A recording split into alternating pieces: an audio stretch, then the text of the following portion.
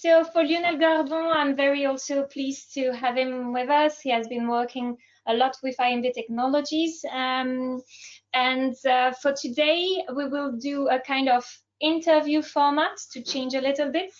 And we will talk about zootechnical solution around fish sperm cryopreservation, or here in this case, a little bit more about cryobanking. So we will talk about it.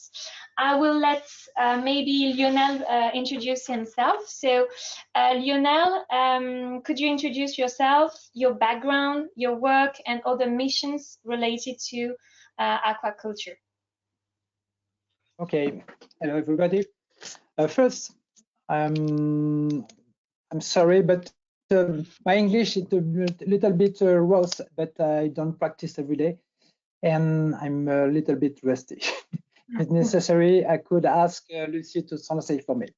Yes. So, I'm Lionel Goardon. I am an engineer. I've been working in fish farm for over 30 years. And actually, I've been in charge of a breeding and experimental facility in France at INRAE PEMA unit.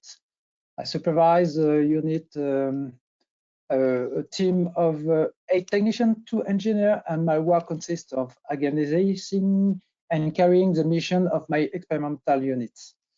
And also, since 2024, I am now the president of Association for the Health of Protection of Fish Farmer in Brittany, called GDS Aquacole Breton. Okay, and could you explain a little bit about the PEMA? What is this experimental unit? Okay, PEMA is largest experimental trout fish farming research unit in France, responsible of carrying out experiment on salmonids from eggs to consumer products.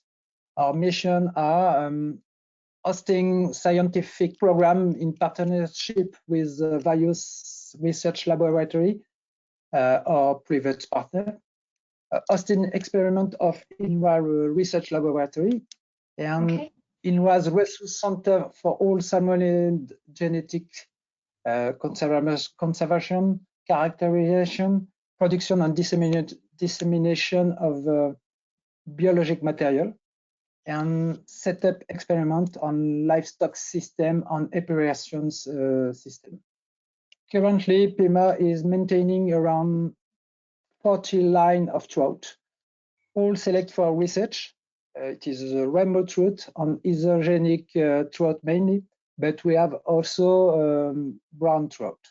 To summarize our areas of expertise, we work mainly with various research laboratories at our institute, mainly in physiology, nutrition, or genetics, but we also work with other European public organizations and private companies. Okay, and so what are the challenges of in your activities in day-to-day life? What are the challenges that you are facing at the experimental station? Experimental activity is our core business, and the challenges are many. I work with a large number of scientists. Each project has different requirements, and however, they all have one thing in common. They supply a quality of fish from a genetic and sanitary point of view. So for me, the first challenge is to safeguard all the genetic diversity and health status for our salmonid collection. Okay, so your main challenge is to preserve this variability of genetic that you have, and how do you overcome this challenge exactly? In fish farm, we know there are major risks of animal mortality. We have a technical problem, water quality, disease, and what else? I don't know.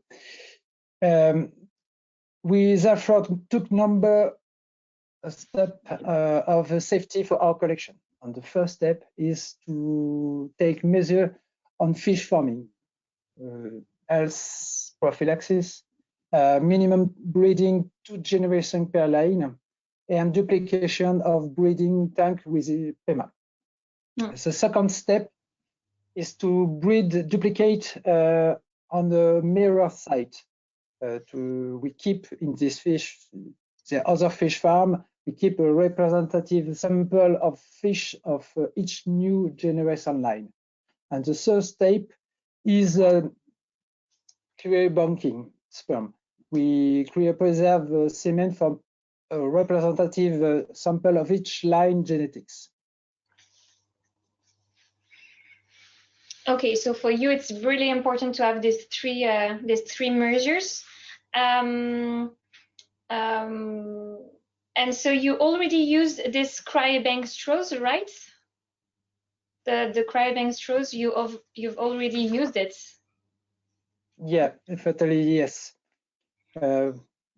In 2017, following an act of malicious content, I lost almost our stock.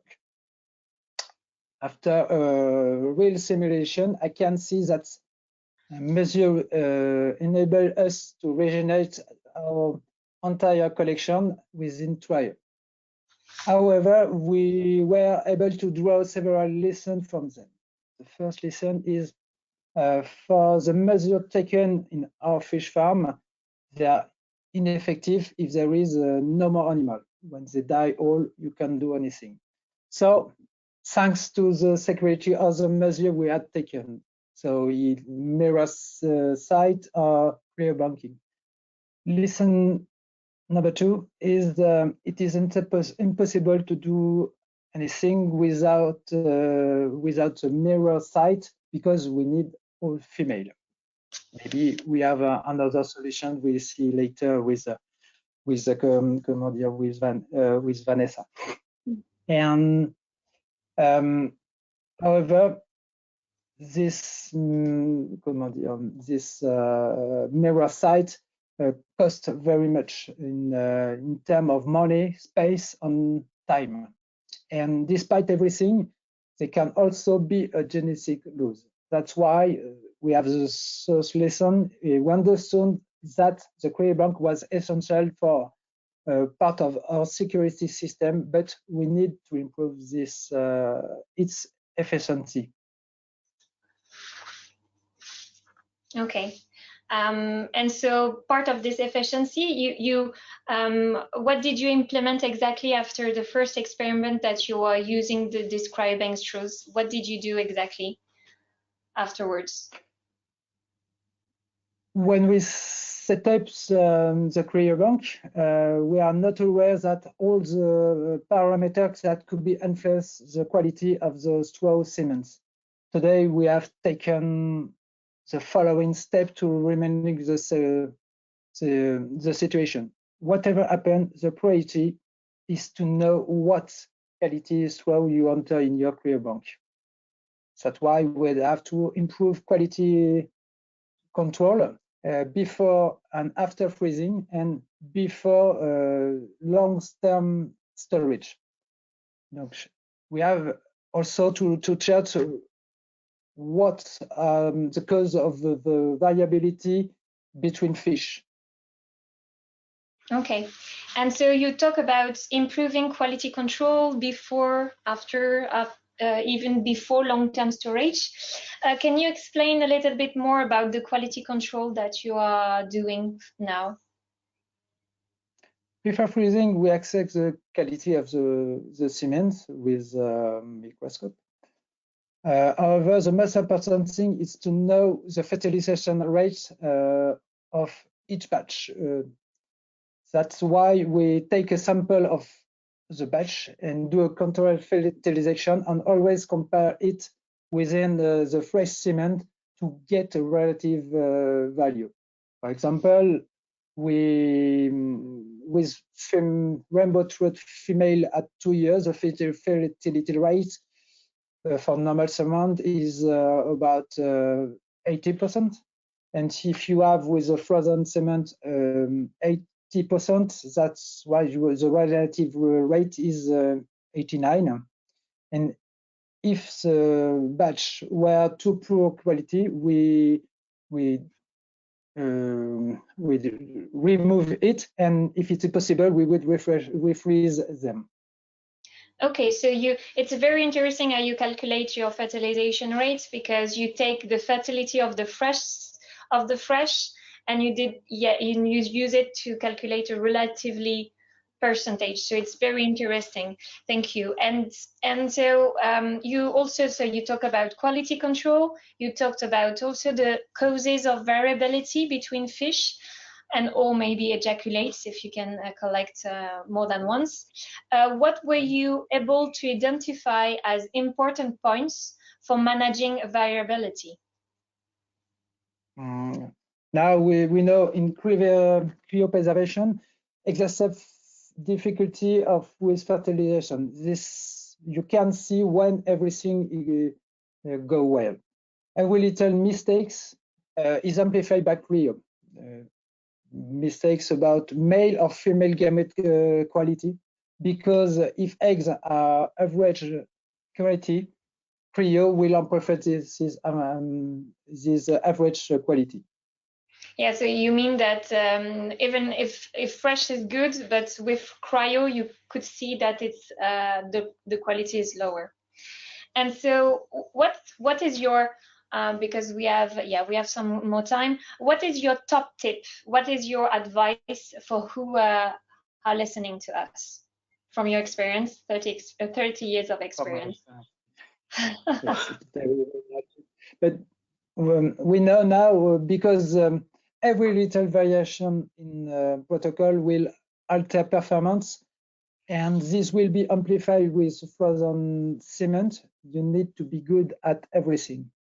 You need to identify each process from broodstock preparation to cryobanking, and check if the protocol are approximated, and if so, make it more rigorous and to ensure good fertility at the end. Okay, and according to you, which factor has the greatest impact on the semen quality? There are many. They're all important, and I'll say 4 main factors. The first is breeding factor, with feeding, broodstock feed, environmental quality, sanitation, breeding environment, stress photoperiod, broodstock handling. And second, it is a human factor, having a dedicated trained and experiment technician. And so it is a technical factor. You need to have a good equipment. And fourth, it is water quality, biochemical property, density, temperature. Okay.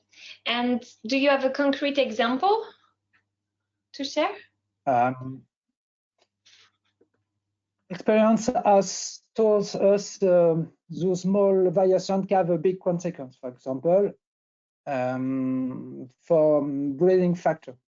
By managing our broodstock feed quantity quality, we publish it in INRAE study. We demonstrate that feed management could have an impact on female fertility, number of eggs per kilo, as well as on fertilization rate. So I learned that we have the same repercussion on the male. And in fact, male drastically reduce their feed intake as ovulation approach, sometimes many weeks before collection, which reduce their energy reserve and impact gamete quality. And with fresh sperm, this cannot unnoticed, but with frozen sperm, it can be a cause of poor result. That's why if there's no fat reserve, we can see if it alters the gamete level. And the decision we take at our farm is to continue to feed our male as longer as possible, even in a small quantity, to harvest male and for freezing before the female ovulation peak. Okay, it's good to know. I have a last question before the question from the audience. And I see that Vanessa has been connected as well. Yes. So last question. In France, we have a particular setup. The fish farmer, the trout, it's more the trout in France, can send semen to a laboratory, and like this, the semen is frozen and is stored in a large cryobank that is the national cryobank. I understand that you have a cryolab at home.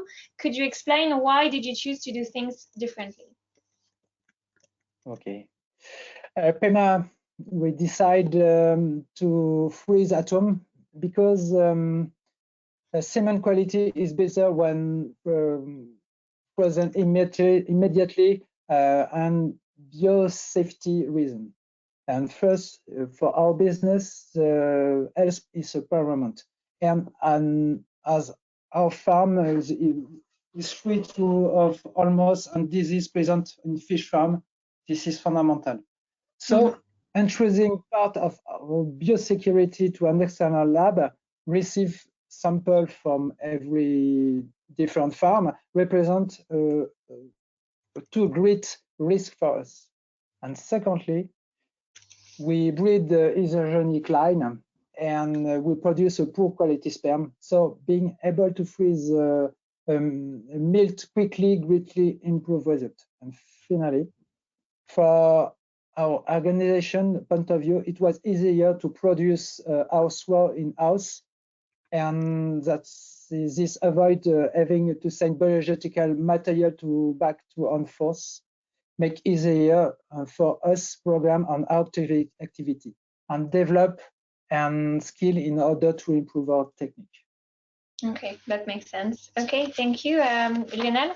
I don't know if we have some questions from the audience, and otherwise we will go through. Yeah, I wanted to ask something to Lionel, because you have a very practical, my camera again. Yeah, maybe. That we can see you, that you can see who is speaking. Yeah, Lionel, from your very practical point of view in terms of getting the best fertility rate and looking for researching ways to improve the quality of everything, how do you measure the quality of the oocyte? What will be the best tool for you to indicate that the female side is coming on a good way to the fertilization race? It's difficult question, but we know if you feed the female with good quantity and the good quality, normally you have a good ovulation. And when you collect the eggs, you could have one sorry, if I can. You can say in French. In French. Sorry. Donc, c'est plus facile, donc, pour moi en français. La qualité des ovocytes, on peut aussi la déterminer en faisant juste un check du liquide célomique. On le voit, un liquide célomique qui va coaguler, enfin, qui va précipiter lorsqu'on aura de l'eau, c'est plutôt un gage de mauvaise qualité des ovocytes. So yeah, first of all, Lionel, what is saying is that the first thing that you can see from the collection of oocytes is the coelomic fluid. Ovarian fluid, yeah. Ovarian fluid. If this ovarian fluid is sedimentating, precipitating, or what you call coagulation, then it's of bad quality, right? Et si je peux continuer sur la qualité de l'aliment que l'on donne, par exemple, on pouvait avoir des œufs qui paraissaient de bonne qualité sur nos truites Fario, mais on n'arrivait pas à avoir d'éclosion. Les œufs avortaient avant l'éclosion. En passant sur un aliment spécial des géniteurs, en aliment bio, donc on avait séparé nos lots en deux groupes. Le groupe avec l'aliment que l'on utilise habituellement continuait à avoir ce problème-là. Le lot qu'on a nourri pendant au moins 1 an avant la période de reproduction avec cet aliment vraiment spécifique, on n'a eu aucun problème. Donc c'est vraiment difficile de pouvoir discriminer comme ça, d'avoir un facteur pour pouvoir les discriminer. Donc tu disais, les œufs étaient de bonne qualité a priori, mais ensuite. Ouais, en fait, on n'avait pas, on voyait pas d'effet négatif sur la. On ne pouvait pas les discriminer comme ça à l'œil. On voyait juste post-fécondation, certains qui fonctionnaient bien et d'autres pas. So another example as well, sometimes you cannot discriminate because it could be good with the high, but after fertilization, on the case of a trout, the fertilization was not good. And so it was just because the source of the issue was the feeding. Lionel, you switched from commercial diets to a bio, not a bio in English, it's biological, organic feed, and also more linked to the production of good quality reproduction, right? Yeah. Yeah. Okay.